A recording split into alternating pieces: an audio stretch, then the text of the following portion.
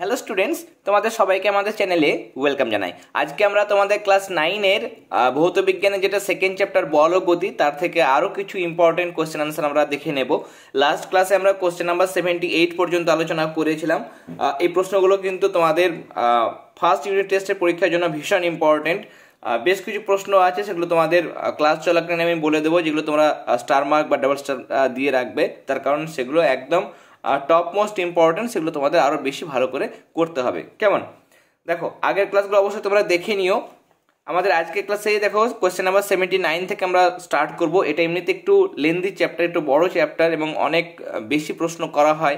এখান থেকে ঘুরিয়ে নানাভাবে প্রশ্ন করা হয়, গাণিতিক প্রশ্ন আসে। টোটাল 14 নম্বরের প্রশ্ন তোমাদের ফার্স্ট ইউনিট টেস্টে এই চ্যাপ্টার থেকে আসে। তার জন্য তোমরা কিন্তু ভালো মতোভাবে এই চ্যাপ্টারটা প্র্যাকটিস করে যাবে এবং যত বেশি সংখ্যক হয়, যতটা পসিবল বেশি পরিমাণে তোমরা কিন্তু কোশ্চেন রেডি করে যাবে। কেমন? দেখো, আজকের ক্লাসে প্রথম প্রশ্ন হচ্ছে বলের ঘাত কাকে বলে, এর একক আর মাত্রা লেখো। বলের ঘাত মানে কোন বস্তুর ওপর একটি নির্দিষ্ট মানের বল কিছু সময় ধরে যদি ক্রিয়া করে, তাহলে বলের মান এবং ক্রিয়াকালের গুণফলকে ওই বলের ঘাত বা আবেগ বলে। মানে কোনো একটা নির্দিষ্ট হয়তো 5 নিউটন বল, 5 নিউটন বল সেটা কাজ করছে হয়তো 10 সেকেন্ড ধরে। তাহলে একটু বেশি সময় ধরে যখন কোনো বল কাজ করবে, তখন সেই বলটা 5 নিউটন বল, সেটা 10 সেকেন্ড ধরে কাজ করছে, তাহলে 5 × 10 = 50 সেটা আমরা বের করব এবং সেটা হবে বলের ঘাত এবং একক হবে নিউটন সেকেন্ড। কেমন? তাহলে কিছু পরিমাণ বল যখন বেশি সময় ধরে কাজ করে, সেটাকে আমরা বলের ঘাত বলি। সিজিএস একক কী হবে তাহলে? বল ইন্টু সময়, মানে ডাইন সেকেন্ড, এসআইতে একক হয়ে যাবে নিউটন সেকেন্ড। বলের ঘাতের যেটা মাত্রা কী হবে? বলের ঘাত মানে বল ইন্টু সময়, তাহলে বলের মাত্রা ইন্টু সময়ের মাত্রা। বলের মাত্রা তোমরা জানো ml × 10⁻², সময় হচ্ছে t, তাহলে হয়ে যাচ্ছে ml t⁻², আর এটা হচ্ছে t⁻+1, তাহলে -2 + 1 হয়ে যাচ্ছে -1, তাহলে ml t⁻−1 এটা হচ্ছে বলের ঘাতের মাত্রা। তাহলে এটা হচ্ছে বলের ঘাত। কেমন? Impulse of force. আর এটা হচ্ছে ঘাত বল, ইম্পালসিভ ফোর্স। ঘাত বল এটা কিন্তু আলাদা। কেমন? বলের ঘাত আর ঘাত বল কিন্তু আলাদা। এটা বলছে যে বৃহৎ মানের মানে বেশি পরিমাণের কোনো বল, সেটা যখন কোনো বস্তুর উপর যখন কাজ করছে, খুব অল্প সময়ের জন্য ক্রিয়া করছে, তখন সেই বলকে আমরা ঘাত বল বলি। ধরো 100 নিউটন বল, সেটা 1 সেকেন্ডের জন্য কাজ করছে। কেমন? তখন সেই সময়টা কিন্তু আর কাউন্ট করা হয় না, তখন শুধু বলটাই, মানে যে বলটা কাজ করছে সেটাকেই ঘাত বল বলা হয়। তাহলে এখানে সময়টা থাকবে না, তাহলে এর একক কী হবে? সিজিএস একক, সেটা ডাইন হবে, এস একক নিউটন, মানে বলের যা একক সেটাই হবে ঘাত বলের একক। যেহেতু বড় পরিমাণের একটা বল, হয়তো 100 নিউটন বল, সেটা 1 সেকেন্ড কাজ করছে, তাহলে সেটা 100 নিউটন, সেটাই হবে তার ঘাত বল।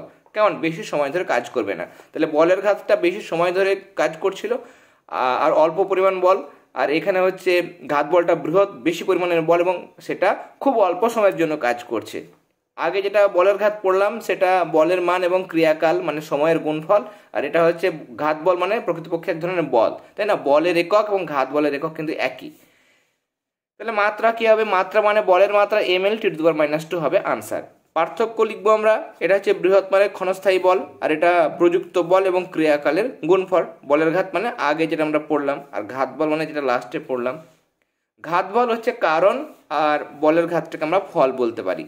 এটা বৃহৎ মানের বল, মানে এর প্রভাবে অল্প সময় বৃহৎ ত্বরণের সৃষ্টি হয়। যেহেতু ঘাত বল মানে বিশাল পরিমাণ বল খুব অল্প সময়ের জন্য কাজ করে, তাহলে ত্বরণ সৃষ্টি হবে।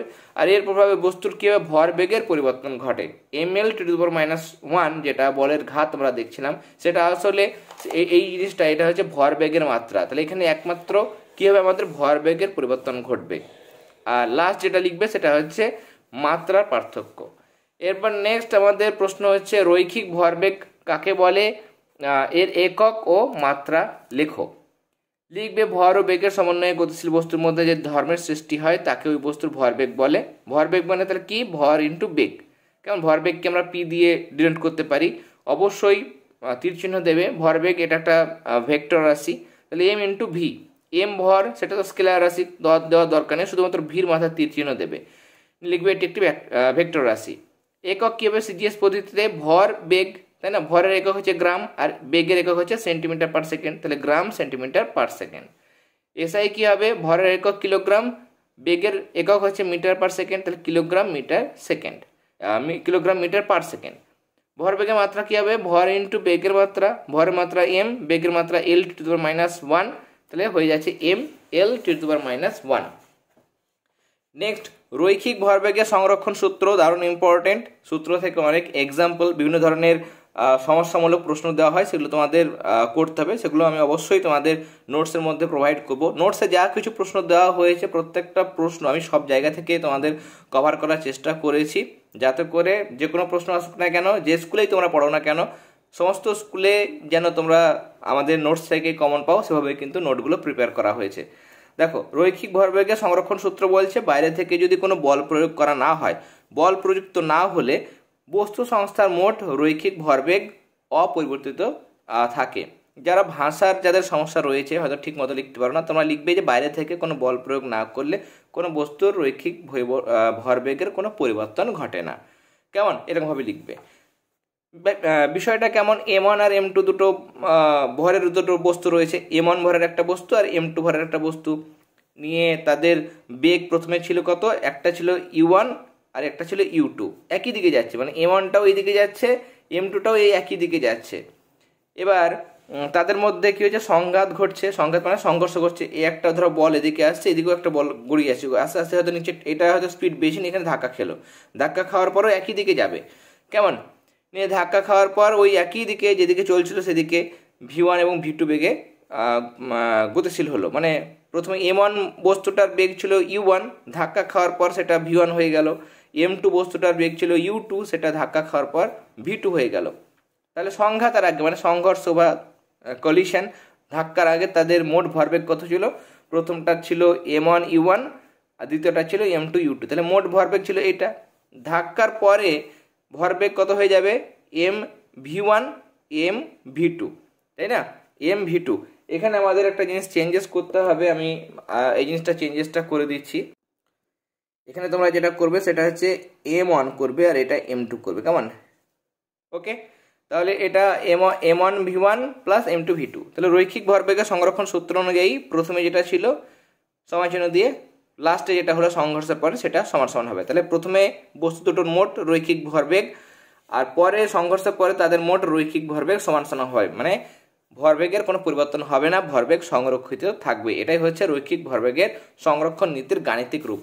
তাহলে সূত্র বললে শুধু 1 নম্বর সূত্র বলে শুধু প্রথম 2 লাইন লিখবে, ব্যাখ্যা বললে পুরোটা ব্যাখ্যা দেবে, গাণিতিক সমীকরণও যদি বলে তবুও তোমাদের এটা লিখে দেখাতে হবে। তার কারণ গাণিতিক সমীকরণ লিখলে M1 কি, U1 কি, M2 U2 কি, V1 কি, V2 কি, এগুলো তোমাদের লিখতেই হয়। তাহলে পুরোটা লেখাটাই বেটার হবে। কেমন, ব্যাখ্যা দেখ বা গাণিতিক সমীকরণ যদি লিখতে বলে তাহলে ব্যাখ্যাটা পুরোটাই লিখবে। এরপরে আমরা বল মাপার সমীকরণ ক্লাস 8 থেকে পড়ে এসেছি, যে বল মানে হচ্ছে ভর ইন্টু ত্বরণ, সেটা আমাদের প্রতিষ্ঠা করতে হবে। আমি ধরলাম m ভরের একটা বস্তু u বেগে গতিশীল, নিয়ে তার উপর f মানের একটা বল t সময় ধরে কাজ করছে, নিয়ে বেগটা বেড়ে কত হয়েছে, v হয়েছে। তাহলে বস্তুটি প্রাথমিক ভরবেগ যেটা সেটা mu, ভর ইন্টু বেগ, পরে টি সময় পরে বস্তুটার ভরবেগ কত হবে, ভর তো পাল্টায় না, ভরটা m ছিল mই আছে, বেগটা পাল্টায় v হয়েছে, তাই জন্য mv। তাহলে ভরবেগ বাড়লো কতটা, mv, পরে হলো সেটা বেশি, প্রথমে কম ছিল mu, তাহলে mv মাইনাস mu এটা বেড়েছে। ভরবেগের পরিবর্তনের হার কত, তাহলে হার মানে সময় দিয়ে ভাগ করতে হবে, কত সময়, টি সময়, তাহলে টি দিয়ে ভাগ করলাম। এবার নিউটনের দ্বিতীয় সূত্র অনুযায়ী কি, প্রযুক্ত বল কি হয়, ভরবেগের পরিবর্তনের হারের সঙ্গে সমানুপাতিক হয়। বস্তুর উপর যত বেশি বল প্রয়োগ করা হয় তত বেশি ভরবেগের পরিবর্তন ঘটে, তাই না, ভরবেগের পরিবর্তনের হারের সঙ্গে প্রযুক্ত বল সমানুপাতিক হয়। তাহলে এফ সমানুপাতিক mv minus mu by T. তাহলে এবার এমটাকে আলাদা রাখলাম, মানে এমটাকে কমন নিলাম, তাহলে v minus u by T. এবার দেখো v minus u by T, প্রথমে বেগ u পরে বেগ v সময় হচ্ছে t, তাহলে বেগের পরিবর্তনের হার v মাইনাস u, কতটা বেগ বাড়লো, নিচে t মানে বেগের বৃদ্ধির হার, সেটাই কি, সেটা হচ্ছে ত্বরণ। তাহলে m এর সঙ্গে এই জায়গাটা মানে ত্বরণ, তাহলে f সমানুপাতিক m ইন্টু, যেহেতু v minus u by T মানে হচ্ছে a, তাহলে এখানে a লিখলাম।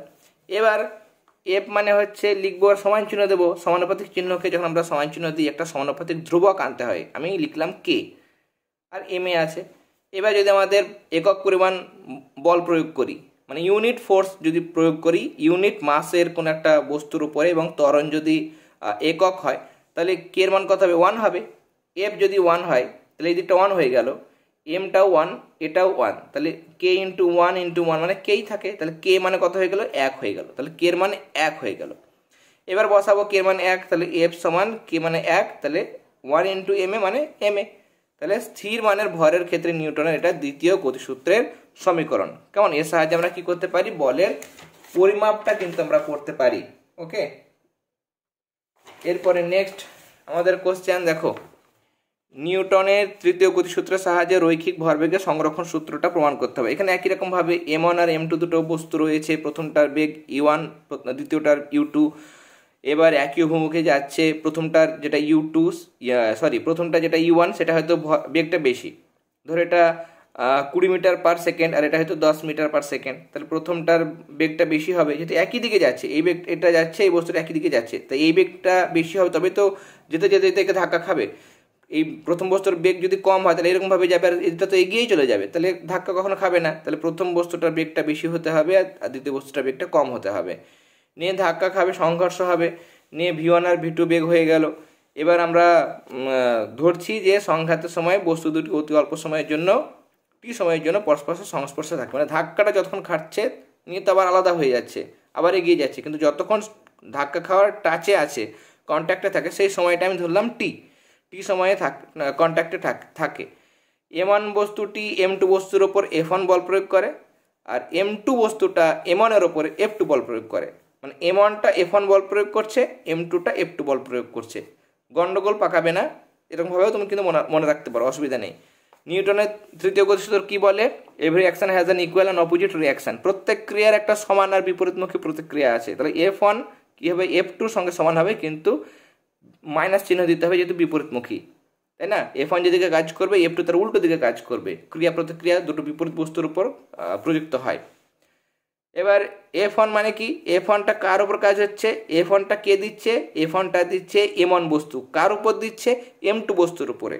তাহলে F1 মানে M2 বস্তুর ভরবেগের পরিবর্তনের হার, মানে M2 V2 minus M2 U2 by T, তাই না? আর F2 মানে কি, F2 কে দিচ্ছিল, M2 ভরের বস্তুটা দিচ্ছিল M1 ভরের বস্তুকে, তাহলে M1 ভরের বস্তুরই ভরবেগের পরিবর্তন হবে, মানে M1 V1 minus M1 U1 by T. এবার সমীকরণ অনুযায়ী কি, F1 মানে হচ্ছে মাইনাস F2, তাহলে F1 হচ্ছে এইটা, F1 এইটা, আর F2 মানে এইটা, কিন্তু মাইনাস F2 তাই জন্য মাইনাস চিহ্ন দিলাম। এবার দেখো আমাদের নিচে দুটোরই টি কেটে গেল, তাহলে এইটা মানে হয়ে গেল, এবার এটা মাইনাস গুণ করবো, তাহলে মাইনাস লিখলাম, মাইনাসে প্লাস হয়ে গেল, তাই না? এটা আমার কি হয়ে গেল, প্লাস হয়ে গেল। এরপরে আমরা কি করব, এই আমরা কাজ করেছি M1 U1 রেখেছি, এই M2 U2টাকে এইদিকে নিয়ে এসেছি, তাহলে M1 U1 ছিল এইদিকে, M2 U2 আনলাম, তাহলে প্লাস হয়ে গেল মাইনাসটা, আর এইটাকে M1 V1টাকে এইদিকে নিয়ে আসলাম, তাহলে M1 V1 plus M2 V2। তার মানে সংঘাতের আগে বস্তু সংস্থার মোট ভরবেগ সমান সংঘাতের পর বস্তু সংস্থার মোট ভরবেগ হবে। এটি হচ্ছে রৈখিক ভরবেগের সংরক্ষণ সূত্র। তাহলে আজকে আমরা এতটা পর্যন্ত আলোচনা করলাম, এরপরে আরও বেশ কিছু প্রশ্ন রয়েছে, সেগুলো আমরা নেক্সট ক্লাসে আলোচনা করব, আর একটা ক্লাস দেব, এবং সেখানে যদি পসিবল হয়, তোমাদের যদি ইচ্ছা থাকে, তাহলে অবশ্যই আমি গাণিতিক প্রশ্নগুলোও সেই ক্লাসে অ্যাড করে দেবো। গাণিতিক প্রশ্ন তোমাদের কিন্তু ফার্স্ট ইউনিট টেস্টে আসবে, তোমরা ভাবছো হয়তো যে আসবে না, তোমাদের 40 নম্বর কিন্তু ফার্স্ট ইউনিট টেস্টে পরীক্ষা হয়, গাণিতিক প্রশ্ন আসবে। কেমন, গতির সমীকরণ রয়েছে, ত্বরণ নির্ণয়, বল নির্ণয়, সেগুলো থেকে কিন্তু গাণিতিক প্রশ্ন আসে। তোমরা যদি গাণিতিক প্রশ্নের ক্লাস চাও অবশ্যই জানাবে, তাহলে নেক্সট ক্লাসে আমি নোটস এবং তার সঙ্গে বাকি যে আমাদের গাণিতিক প্রশ্ন আছে এই চ্যাপ্টার থেকে ইম্পর্টেন্ট গাণিতিক প্রশ্ন, সেগুলো কিন্তু আমি দিয়ে দেবো। তোমরা অবশ্যই কমেন্ট সেকশনে জানাবে যে তোমাদের সেগুলো প্রয়োজন আছে কিনা। আর আমাদের পেড ক্লাস চলছে, পেড ক্লাসে ভৌতবিজ্ঞান, জীবনবিজ্ঞান, ইতিহাস, ভূগোলের এই হ্যান্ড রিটেন নোটসগুলো PDF করে পাঠায়, প্রশ্ন হচ্ছে তারা সমাধান করেও সেগুলো PDF করে পাঠানো হয়। আর তোমাদের এপ্রিল মাসের প্রথম দিকে পরীক্ষা হবে ফার্স্ট ইউনিট টেস্ট, সেটা সাজেশন তৈরি করে আনসার সহ আমরা সেই পেড গ্রুপের মধ্যে পাঠাবো। অনেকে ক্লাস 9-এর গ্রুপে অ্যাড হয়ে আছো, অনেকে এখনও অ্যাডমিশন নিচ্ছ, যদি ইচ্ছুক থাকো হোয়াটসঅ্যাপ নাম্বার দিয়ে রাখলাম, অবশ্যই সে হোয়াটসঅ্যাপ নাম্বারে যোগাযোগ করে পেড ক্লাস সংক্রান্ত বিষয়গুলো তোমরা জেনে নিতে পারো। কেমন, আর পুরোনো ক্লাস অবশ্যই দেখে নিও, এই ভিডিও ডেসক্রিপশন বক্সে যাবে, তোমরা ক্লাস 9-এর ফিজিক্যাল সায়েন্স, লাইফ সায়েন্সের, হিস্ট্রি, জিওগ্রাফির আলাদা আলাদা প্লেলিস্ট পাবে, সেখান থেকে পুরোনো ক্লাসগুলো দেখতে পারবে। আর রাইমার্টিনের একটাই প্লেলিস্ট করা হয়েছে, যেখানে রাইমার্টিনের সব বিষয় সমাধানগুলো ওই রাইমার্টিনের প্লেলিস্টের মধ্যে তোমরা পাবে, সেখান থেকে তোমরা রাইমার্টিনের যে ক্লাসগুলো হয়ে গেছে অবশ্যই দেখে নিও। কেমন, আর আজকে ক্লাসে ভালো লেগে থাকলে অবশ্যই ক্লাসটিতে লাইক দেবে, বেশি বেশি করে তোমাদের ফ্রেন্ড সার্কেলের মধ্যে ক্লাসটি অবশ্যই শেয়ার করবে। কেমন? তাহলে আজকের ক্লাসটা আমরা এখানেই শেষ করলাম। তোমরা সবাই খুব ভালো থেকো। All the very best.